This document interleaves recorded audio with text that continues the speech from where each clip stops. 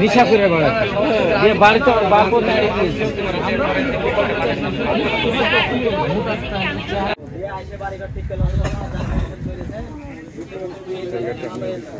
আমি এসে দেখি যে পুকুরে একটি লাশ আর কি পড়ে আছে।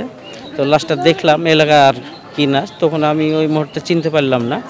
অনেক লোকজন ছিল, অনেক লোকজনকে জিজ্ঞাসা করা হলো, তো লোকজনও বললো যে না আমরা চিনতে পারছি না। এক পর্যায়ে পুলিশকে ফোন করা হলো, পুলিশ আসলো, পুলিশও জিজ্ঞাসা করলো এলাকার লোকজনকে আপনারা চিনেন কি না।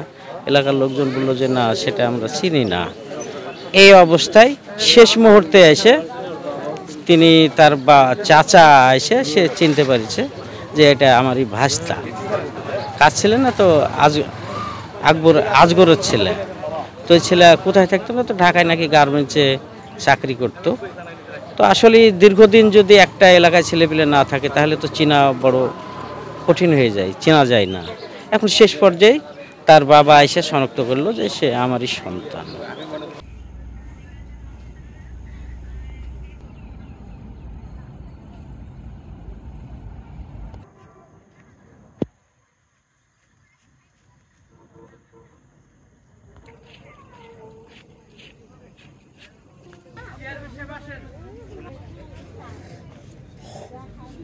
জানতে পারেন ফোন করে জানাবেন, জানাই এখন হয়তো বলতে পারতেছেন।